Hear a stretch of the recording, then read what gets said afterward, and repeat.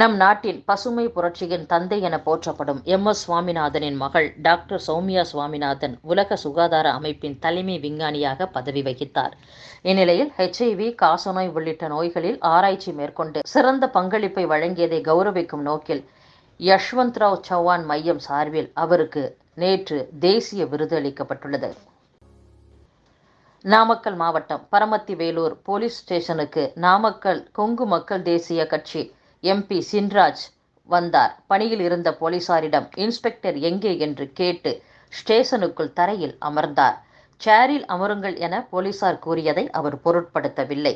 தகவல் அறிந்து வந்த இன்ஸ்பெக்டர் ரங்கசாமியிடம் அனிச்சம்பாளையம் பகுதி காவிரி ஆற்றில் கூலி ஆட்களை வைத்து மணல் திருட்டு நடக்கிறது. இதில் ஈடுபடுவோரை கைது செய்யும் வரை இந்த இடத்தை விட்டு செல்ல மாட்டேன் என்று கூறினார். DSP சங்கீதா உரிய நடவடிக்கை எடுக்கிறேன் என்று கூறியும் அவர் ஏற்க மறுத்தார்.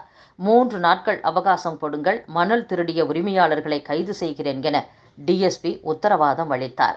அதன் பிறகே தர்ணா போராட்டத்தை 12 மணிக்கு MP கைவிட்டார்.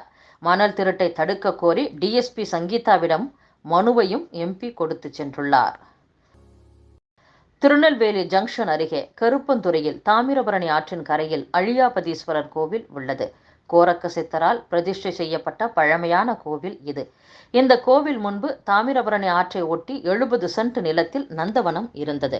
கருப்பந்துறை ஊராட்சி தலைவராக இருந்த தர்மராஜ் என்ற கிறிஸ்துவர் நந்தவன நிலத்தை ஆக்கிரமித்து 20 ஆண்டுகளுக்கு மேலாக செங்கல் சூளை நடத்தி வந்தார். அந்த நிலத்தை மீட்க இந்து முன்னணியினர் பல ஆண்டுகளாக போராடியும் முடிவு ஏற்படவில்லை. கோவிலுக்கு உரிய நில ஆவணங்களுடன் இந்து முன்னணியினர் அண்மையில் அறநிலையத்துறையில் புகார் செய்தனர். கோவில் செயல் அலுவலர் ராம்குமார் தலைமையில் அறநிலையத்துறையினர் கோவில் நிலத்தை மீட்டு வேலி அமைத்தனர். அதன் பிறகும் தர்மராஜ் தலைமையில் ஒரு கும்பல் கற்களை அகற்றி கட்டடம் கட்ட துவங்கியது. இதனால் இரு தரப்பினரிடையே மோதல் ஏற்பட்டது. இந்து முன்னணி தரப்பில் 3 பேர் மீது வழக்கும் பதிவு செய்யப்பட்டது. இந்து முன்னணியினரின் புகாரின்படி தர்மராஜ் உட்பட சிலர் கைது செய்யப்பட்டனர். இந்நிலையில் நேற்று இந்து அறநிலையத்துறை இணை ஆணையர் கவிதா பிரியதர்ஷினி உத்தரவின்படி உதவி ஆணையர் கவிதா முன்னிலையில் போலீஸ் பாதுகாப்புடன் 39 சென்ட் நிலத்தில் இருந்த ஆக்கிரமிப்பை இடித்து அகற்றப்பட்டு நிலம் மீட்கப்பட்டது. அதன் மதிப்பு 2 கோடி ரூபாய் ஆகும். நிலத்தை சட்டவிரோதமாக இத்தனை ஆண்டுகளாக ஆக்கிரமித்திருந்த நபர் மீது அறநிலையத்துறை சார்பில் வழக்கு தொடர முடிவு செய்யப்பட்டுள்ளது. முதலமைச்சராக ஸ்டாலின் வந்த பிறகு மிட்டாய், ஸ்டாம்பு போதை அதிகரித்துள்ளது என்று மதுரையில் அதிமுக சார்பில் நடந்த மனித சங்கிலி நிகழ்ச்சியில் முன்னாள் அமைச்சர் செல்லூர் ராஜு பேசியுள்ளார். மேலும் தமிழகத்தில் விதவிதமான போதைப் பொருட்கள் விற்கப்படுகின்றன. உலகம் முழுவதும் போதைப் பொருட்களை சப்ளை செய்யும் மாஃபியா கும்பல் தலைவராக ஜாஃபர் சாதிக் இருந்துள்ளார். அமெரிக்க உளவுத்துறை எச்சரித்த பிறகே டெல்லி போலீசார் கைது செய்துள்ளனர். முதலமைச்சராக ஸ்டாலின் வந்த பிறகே மிட்டாய், ஸ்டாம்பு போதை அதிகரித்துள்ளது. தமிழகத்தில் போதைப் பொருட்களை இரும்பு கரம் கொண்டு அடக்குவேன், சர்வாதிகாரியாக ஆவேன் என ஸ்டாலின் சொன்னார். அப்படி அவர் சொன்ன பிறகுதான் அதிகரித்துள்ளது. அதிமுக ஆட்சியில் 2013ஆம் ஆண்டில் ஜாஃபர் சாதிக் கைது செய்யப்பட்டார். திமுக ஆட்சி வந்ததும் மீண்டும் போதைப் பொருள் கடத்தலில் ஈடுபட்டுள்ளார் என்றும் 2021ஆம் ஆண்டிற்கு பிறகு 4 புதிய நிறுவனங்களை துவக்கி இருக்கிறார். திரைப்படங்களில் முதலீடு செய்துள்ளார் என்றும், இதையெல்லாம் தட்டி கேட்க வேண்டிய திமுக கூட்டணி கட்சிகள் எந்த நோக்கத்திற்காக கூட்டணியில் உள்ளன என தெரியவில்லை.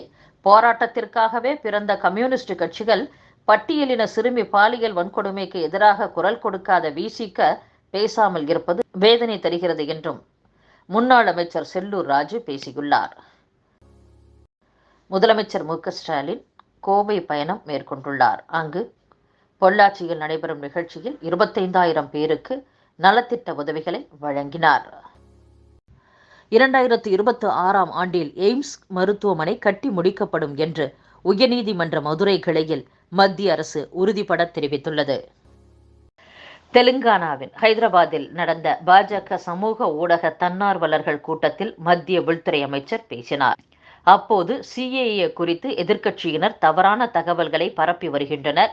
இந்த சட்டம் குடியுரிமையை வழங்குமே தவிர இருக்கும் குடியுரிமையை பறிக்காது.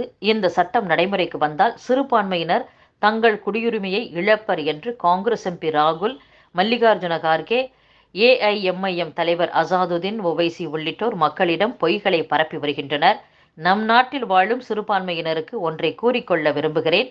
குடியுரிமை திருத்த சட்டம் யாருடைய குடியுரிமையையும் பறிக்காது என்று உறுதியளிக்கிறேன் என்று பேசியுள்ளார். மத்திய மின்துறை 2022-23 நிதியாண்டிற்கான 53 மின் விநியோக நிறுவனங்களின் நிதி நிலைமை செயல்திறனை உள்ளடக்கிய தரவரிசை பட்டியலை வெளியிட்டுள்ளது. அதில் தமிழக மின்வாரியம் 50வது இடத்தை பிடித்து C- கிரேடில் உள்ளது. நாட்டை கட்டமைக்கும் நோக்கிலேயே எனது அரசு வளர்ச்சிப் பணிகளை மேற்கொண்டு வருகிறது. மாறாக தேர்தலில் வெற்றி பெற வேண்டுமென்பதற்காக அல்ல என்று பிரதமர் நரேந்திர மோடி தெரிவித்துள்ளார். கடந்த 2 மாதங்களில் மட்டும் மொத்தம் 11 லட்சம் கோடிக்கும் அதிக மதிப்பிலான வளர்ச்சி திட்டங்கள் தொடங்கப்பட்டதோடு புதிய திட்டங்களுக்கு அடிக்கல் நாட்டப்பட்டுள்ளதாகவும் அவர் பெருமிதம் தெரிவித்துள்ளார்.